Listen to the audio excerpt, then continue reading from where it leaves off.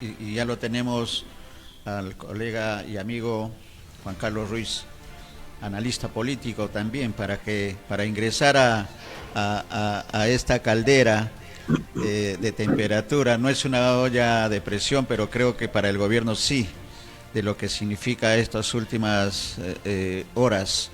De comentar, antes de darle pase a Juan Carlos, con la bienvenida también, que ayer la noche de lunes ha habido reunión en Palacio de Gobierno del presidente del Consejo de Ministros con sus ministros para ver el tema de Camisea.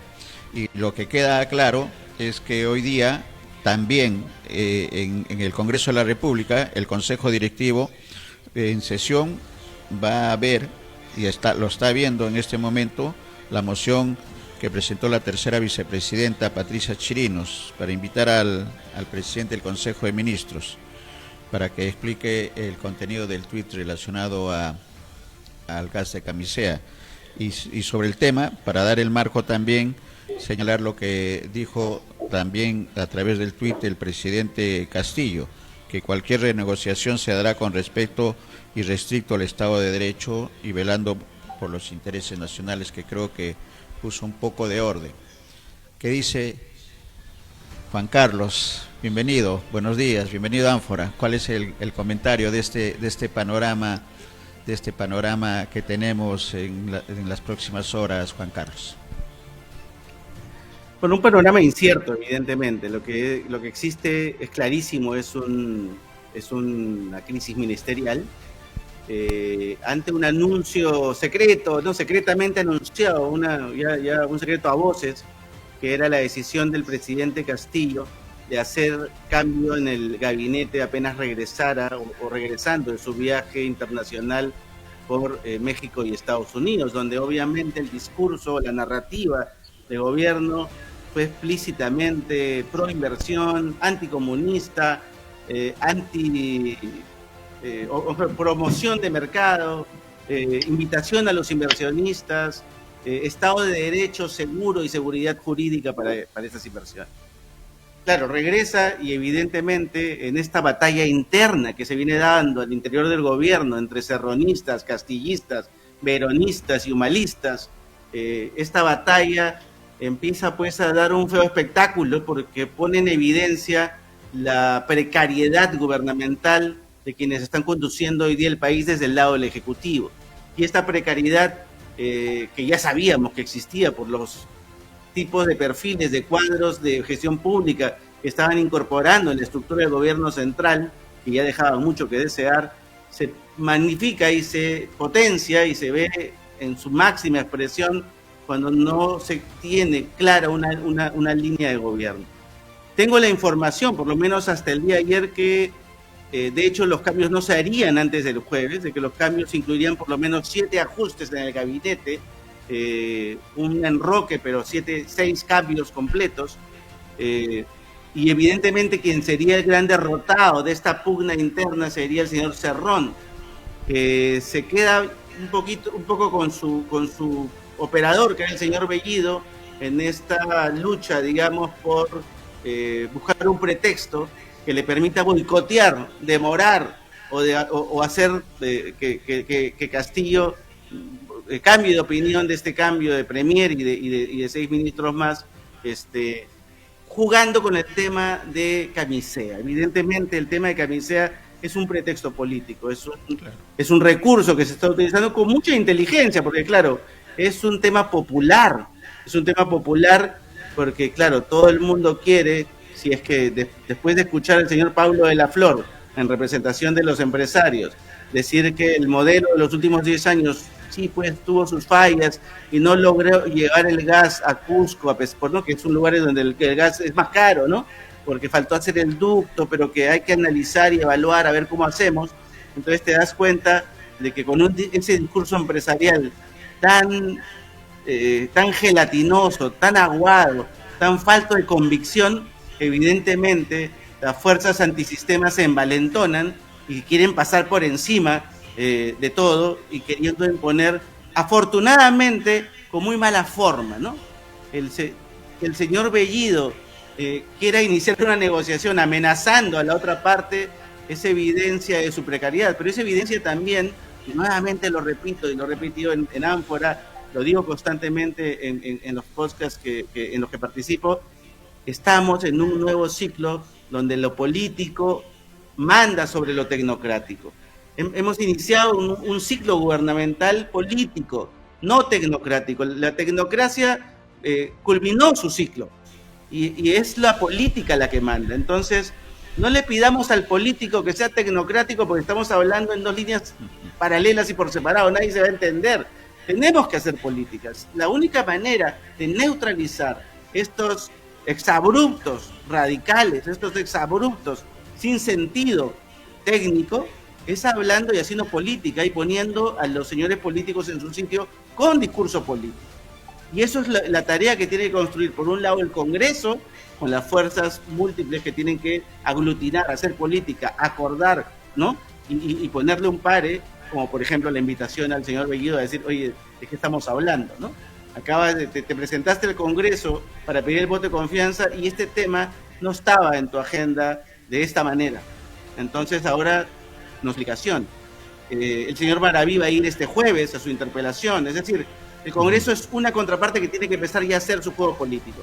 Y por otro lado, la oposición en las calles, llámese la derecha derrotada, digamos, en la elección, y el centro que todavía no termina de cuajar como una fuerza, digamos, o como una forma, digamos, por lo menos partidaria o de movimientos, empiece a tomar forma y a poner y a definir líneas de acción para que justamente este desgobierno que hoy existe, porque no se puede llamar gobierno aún, este desgobierno no dañe nuestra economía, no dañe nuestro Estado de Derecho y no dañe la democracia que todos queremos construir.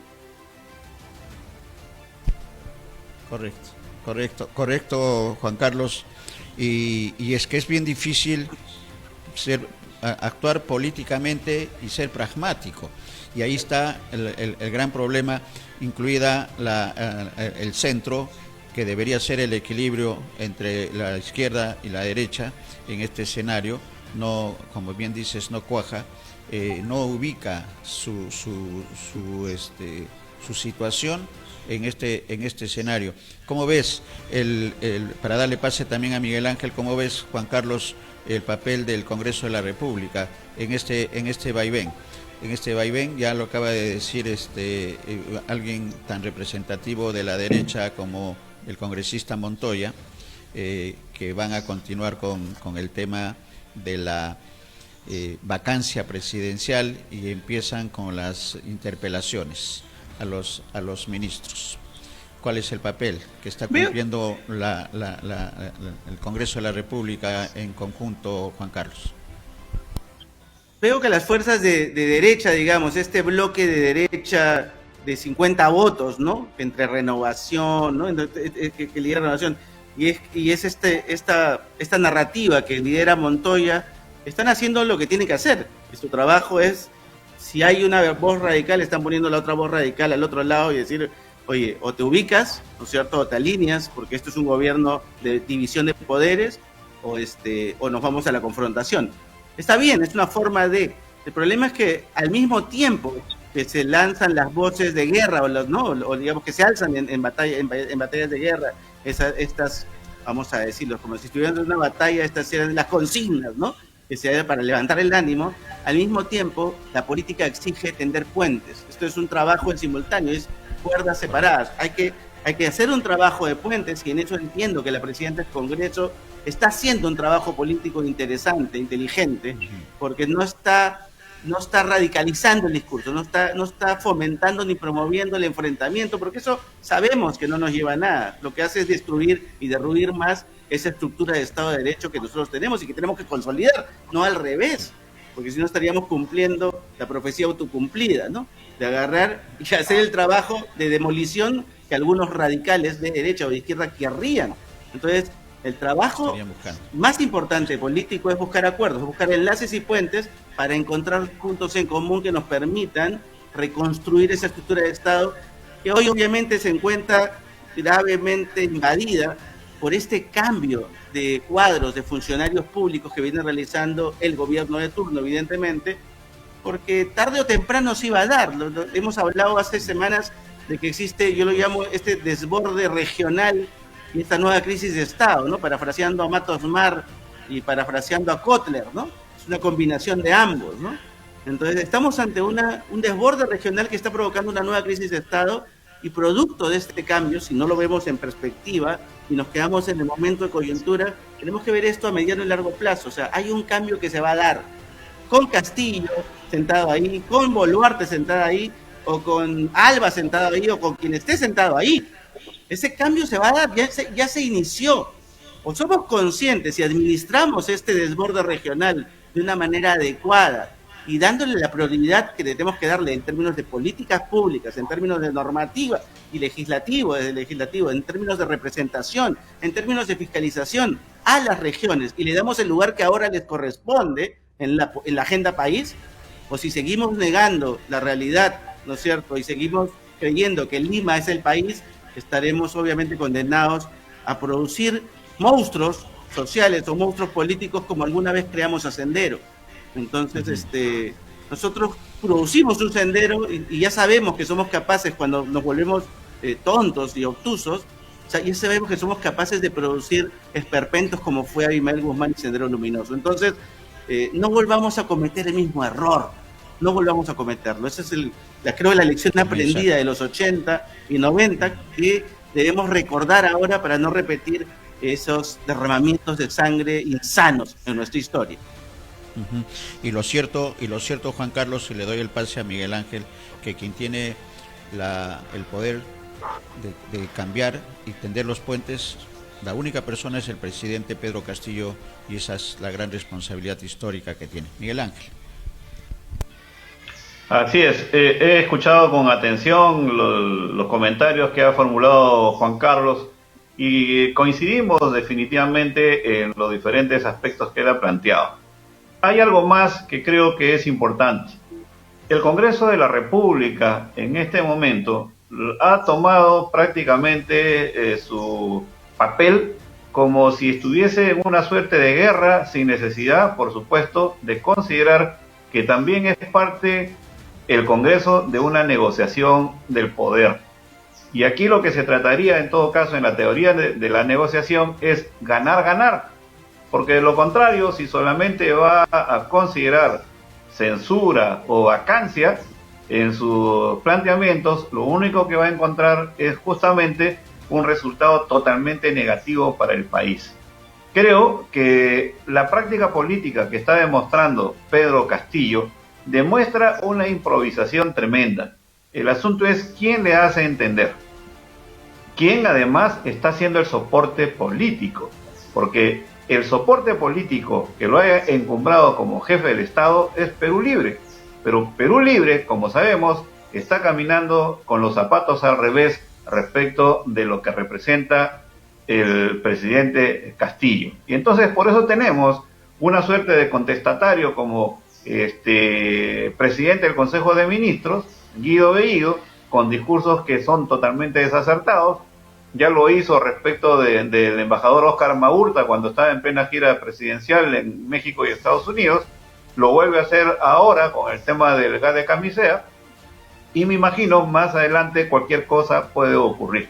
No hay madurez política y esto, por supuesto, dice mucho de lo que ha hecho Perú Libre para llegar al poder, que lo único que efectivamente pudo capitalizar es el reclamo de las regiones, como muy bien lo ha manifestado Juan Carlos Ruiz. El otro tema es, ¿qué hace el Congreso de la República? Ya lo hemos manifestado, si solamente se maneja con el criterio de golpear y buscar censurar a todo el mundo, definitivamente entonces lo que vamos a hacer es que evidentemente entremos en una crisis mucho más seria de la que estamos en este momento, con el dólar que sigue subiendo, los precios de los alimentos, la canasta familiar también en alza permanentemente, y una inestabilidad política que se lee, se escucha y se ve desde fuera, sobre todo cuando después vamos a estar lamentando que se puedan ir las inversiones privadas hacia otros países del continente. De modo que creo que es necesario un diálogo abierto, consensuado, para establecer las salidas que debemos dar justamente a los problemas en los que nos hemos metido, justamente porque también los partidos políticos no han tenido mayor responsabilidad o no han actuado con responsabilidad frente a un proceso que hemos vivido en los últimos tiempos. 18 partidos que participaron, básicamente son de centro y centro derecha, y mira quién ganó, los pocos partidos representativos de la izquierda nacional. Pero ese es el momento justamente de buscar las salidas consensuadas para consolidar nuestra democracia, que se encuentra en este momento en una situación de crisis. Ese es el comentario que en todo caso podría realizar Néstor y Juan Carlos, que se necesita justamente analizar con más profundidad lo que está pasando en el Perú. Correcto. El comentario de Juan Carlos para el ping-pong. Sí, no, la coincidencia es tal, y de hecho, digamos, el reto del señor Castillo es tomar decisiones. Evidentemente sabemos que no es, digamos, una habilidad, una competencia que la tenga muy desarrollada, de tomar decisiones oportunas, rápidas y en su momento.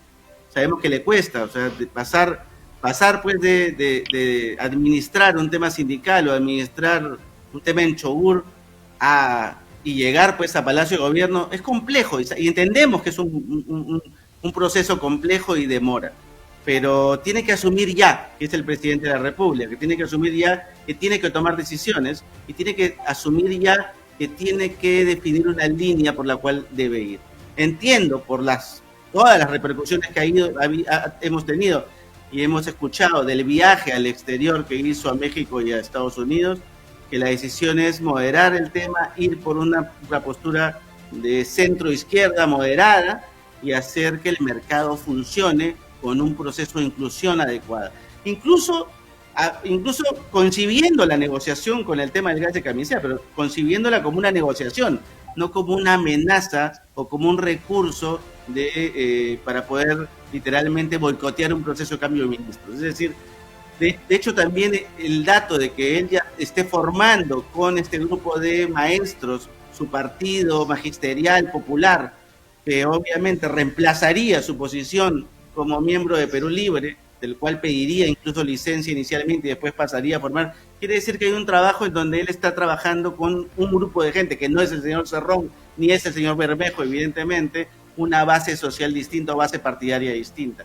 Todos estos movimientos hay que saber leerlos, pero la verdad y lo cierto es que la población necesita soluciones y respuestas claras. Es decir, el ruido político puede generar ruido, sobre todo por el tema del dólar, las inversiones y las cifras macroeconómicas. Ese es un elemento. Pero cuando empiezas a deteriorar la microeconomía, producto de este ruido empieza a minar, o este desgobierno, mejor dicho, empieza a minar el avance de lo microeconómico, sea por los cambios laborales que se vienen haciendo, porque eso ya no solo afecta a la gran empresa, afecta a la mediana, a la pequeña, a la microempresa. Cuando empiezas a afectar a eso y deterioras el tipo de empleo que estamos generando, porque es evidente que se está deteriorando el tipo de empleo en el país, cada vez la informalidad sigue creciendo y no estamos generando pleno empleo, estamos generando empleos a medias o medios empleos. Eso por un lado. Y por otro lado, si yo no garantizo o genero desconfianza a nivel de inversiones futuras, y no hablo de las grandes inversiones mineras solamente, o las grandes inversiones en pesquería, o las grandes inversiones en los grandes sectores económicos, hablo de construcción. Construcción está teniendo un buen año, pero ya no hay proyección de nuevas inversiones para el próximo, con lo cual construcción, que es ese sector que moviliza la microeconomía y la mediana economía y justamente impulsa la gran economía, porque es un generador de empleo permanente, a pesar del acuerdo que han tenido las federaciones de trabajadores con CAPECO, por creo que 19 años consecutivos, han acordado su pliego de negociación colectiva y están de acuerdo con el tema. Si no hay inversión, no hay más construcción a futuro. Y si no se resuelve el tema de obra pública, un tema clave, fundamental, donde hay evidentes signos de alta corrupción desde el Estado, y no se ponen claras las reglas de juego para adelante, eso va a deteriorar aún más la generación de empleo y la reactivación económica que tanto estamos esperando. Este es otro aspecto que tenemos que considerar y que obviamente pone en riesgo. Cuando cuando este desgobierno político afecta a la microeconomía, estás afectando ya no solamente la mesa del hogar peruano, sino estás afectando el futuro de todas las generaciones del país. Ya no solamente es la clase alta que tenía un privilegio, tenía algunos privilegios dentro del modelo que hemos utilizado en los últimos 30 años. Ahora es toda la población. Y ese malestar, ¿no es cierto?, no lo están, digamos, manifestando contra el gobierno. Si uno lee las encuestas, se está manifestando en contra del modelo, en contra del sistema, en contra de los grupos de poder. Esa disputa narrativa es la que tenemos, en la que tenemos que concentrarnos para poder bajar los ánimos, y esto no es un tema de batalla campal entre clases sociales en este país. Debemos salir de la batalla clasista y entrar a la identidad país. Ese discurso, esa narrativa es la que no se logra resolver, y es la que está generando digamos, impulso hasta ir a un enfrentamiento a otro punto de colisión que puede ser muy perjudicial y puede ser muy dañino para el país, ¿no? Correcto.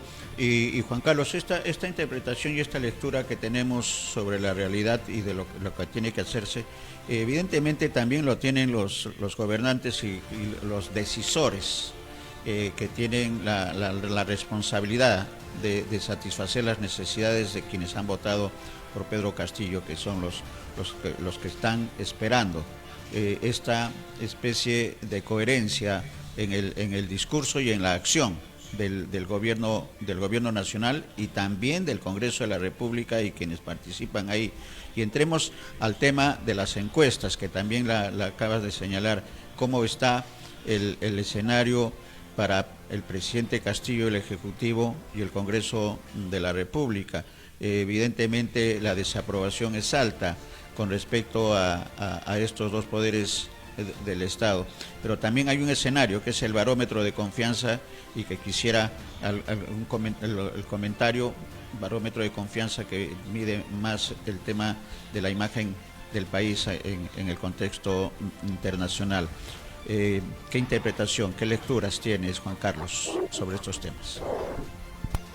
Mira, de hecho, la narrativa de gobierno simplista del tema el pueblo, y estamos hablando por el pueblo, y vamos a exigir que los grupos de poder distribuyan sus utilidades, que los grandes grupos económicos empiecen a compartir sus utilidades porque se la están llevando todas. Ese discurso de sentido común es un discurso que tiene o que conecta rápidamente con el malestar popular, especialmente en las regiones. Las encuestas ya nos vienen diciendo hace 3 meses que Castillo no está bajando su popularidad, sino que ha tenido un rebote y empieza a subir de poquito a poquito, 2 puntos un mes, 2 puntos otro mes. Es decir, hay un efecto teflón, ya que por más que cuestiones los perfiles de la gente que entra al gobierno, su relación con Cerrón, y digamos, su doble discurso o su silencio prolongado, a pesar de esas críticas, no le empiezan a hacer mella al tema de la popularidad. Entonces, eso es un tema que tenemos que empezar a analizar, porque claro, al otro lado, desde el lado de la oposición, desde el lado del Congreso aún, todavía no hay un discurso que se esté apropiando también, o que esté peleando o librando la batalla del ámbito regional.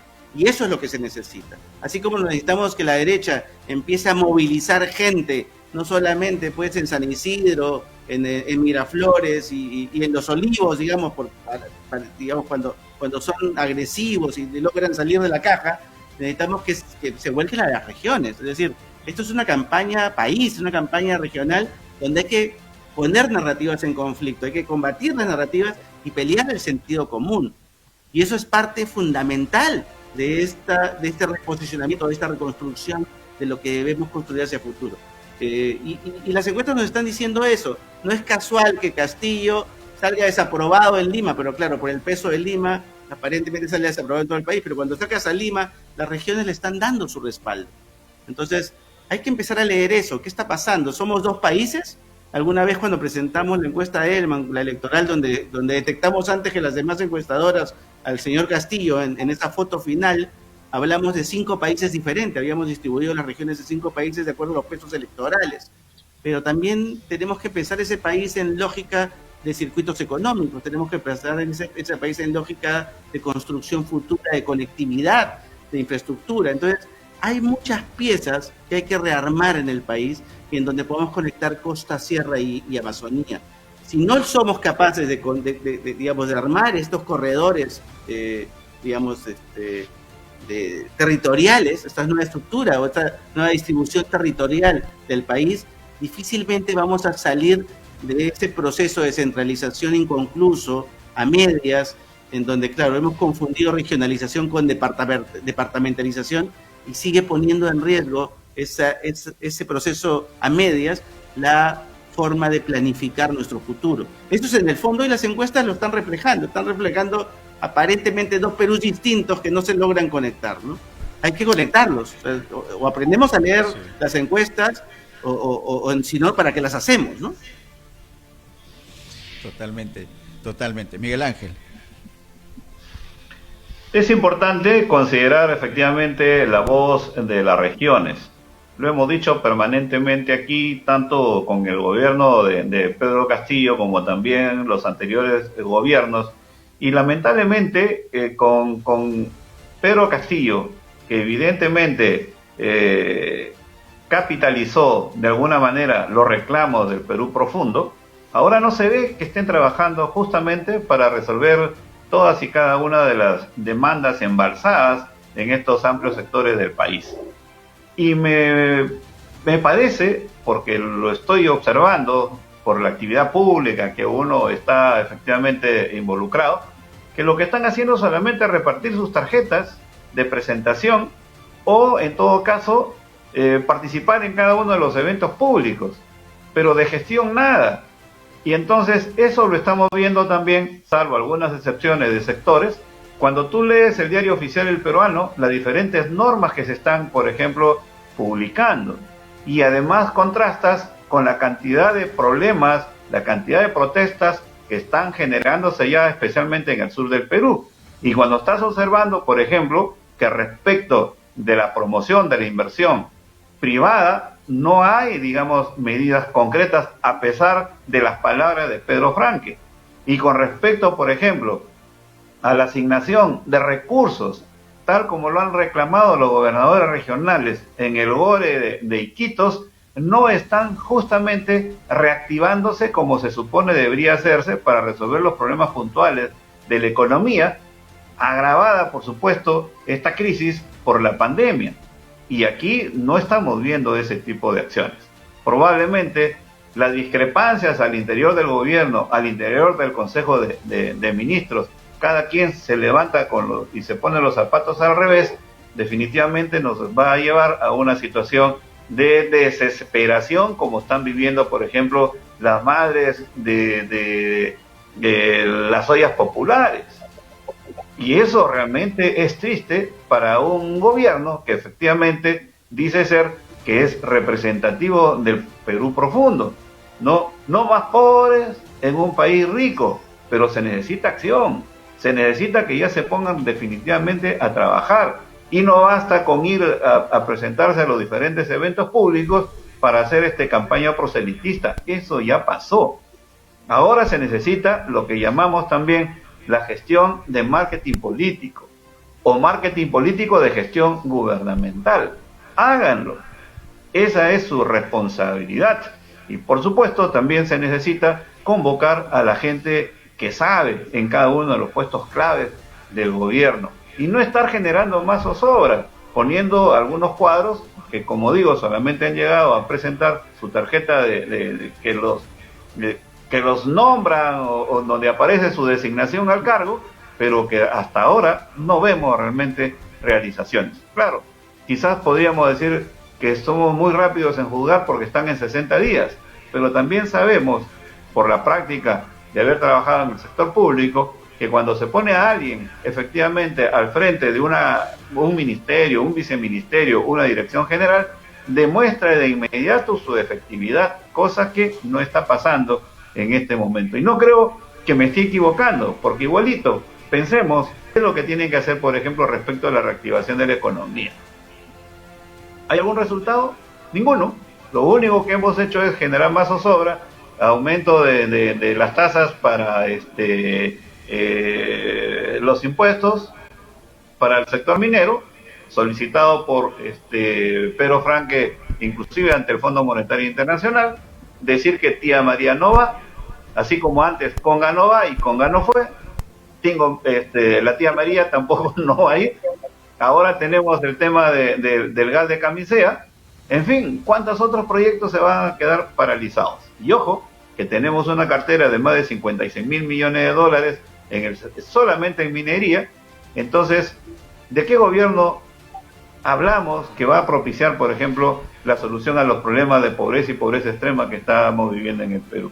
De modo que sí, se necesita realmente que el presidente ponga de una vez los pies sobre la tierra y comience a gobernar con todo el poder que le hemos conferido a través del voto popular.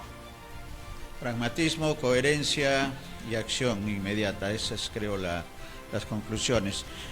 ¿Algún comentario, Juan Carlos, con respecto al barómetro de confianza, que también es importante como referencia para la lectura del gobierno nacional?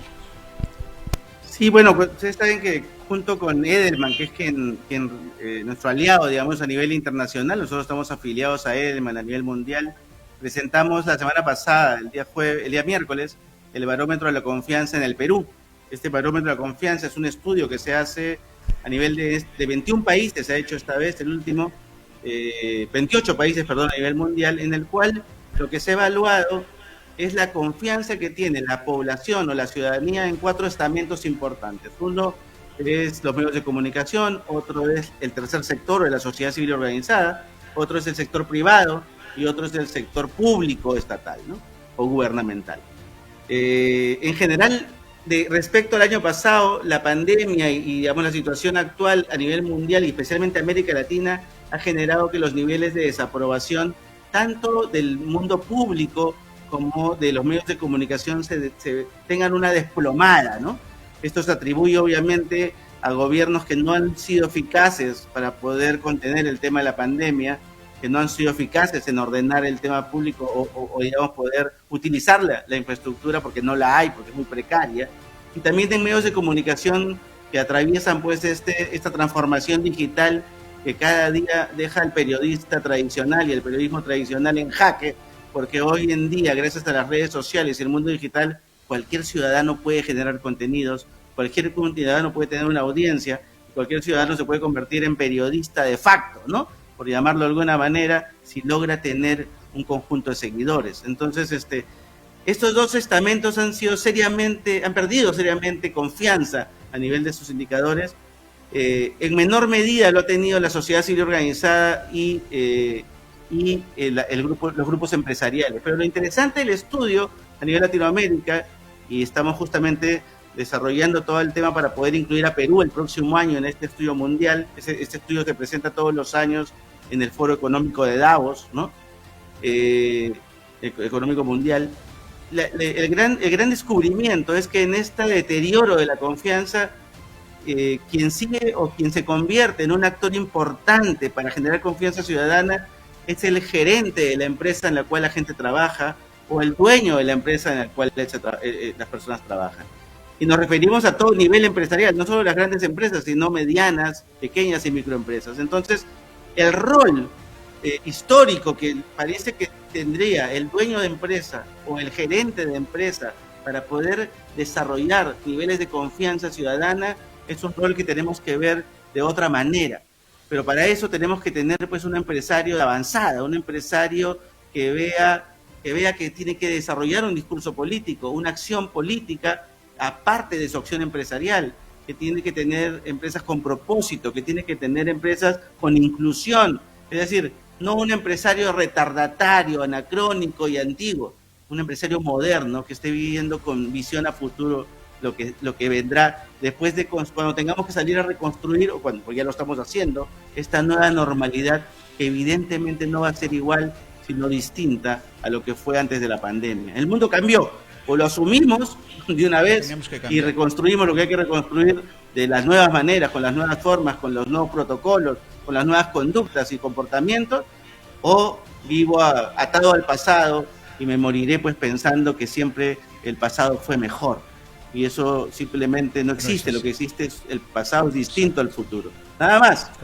Correcto. Y voy a poner un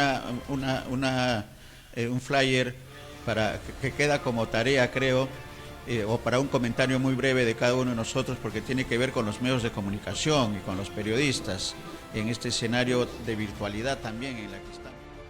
PIS se considera, dice, y lo decía Mariana Sanz, ¿no? Del Barómetro, Juan Carlos y Miguel Ángel, las fuentes informativas son consideradas parciales. 70%. Los periodistas y reporteros están tratando intencionalmente de engañar a las personas al divulgar información falsa o al exagerar.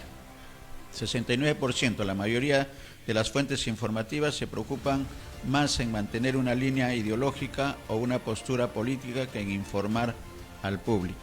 69%. 72%. Los medios no están logrando ser objetivos e imparciales. Porcentaje que está de acuerdo en Latinoamérica. Estamos hablando de Latinoamérica. En el caso del Perú, las cifras deben ser todavía mucho más cercanas. En todo caso, mucho más digamos, mayores a este porcentaje latinoamericano. Comentario, Juan Carlos, y en todo caso queda como tarea para la próxima, ojalá que sea en el más breve plazo, porque estamos hablando del trabajo informativo, el trabajo periodístico. Juan Carlos, Miguel Ángel. No, sin duda ese es un reto que hay que empezar a construir desde los medios de comunicación. Los medios de comunicación tienen que darse cuenta que la forma en que las audiencias se conectan con ellos cambió. Y ese es el reto que te quieren construir. ¿Cómo genero esas nuevas relaciones? ¿Cómo genero esos nuevos contenidos? ¿Cómo genero esa nueva conexión? Es el reto que tenemos hacia adelante, ¿no? Muy bien, y queda la tarea. Miguel Ángel, quizás un comentario breve también. Hace tiempo que el periodismo ha cambiado en su teoría y práctica, pero definitivamente también nuestra prensa nacional creo que se ha quedado en el pasado. Y bueno, este es un reto que tenemos que resolverlo a través del Colegio de Periodistas, así como también los colegios profesionales en general. Y además la práctica efectivamente de la investigación y el manejo de fuentes se ha dejado de lado, y creo que es necesario retomar el camino que nos dejaron también nuestros maestros en el periodismo, que creo eran mucho más exigentes respecto de esta labor de buscar información y difundirla con la máxima objetividad. Que vuelvan esos tiempos, porque por más que se diga que cualquier tiempo pasado no necesariamente fue mejor, creo que tenemos que reemprender el camino de la ética y los valores a la hora de informar a la población. Ese es el comentario que respecto podría hacer mes. Totalmente, y queda como tarea para la próxima reunión. Va a depender de los tiempos ajustados de Juan Carlos. Muchas gracias, Juan Carlos, por esta nueva oportunidad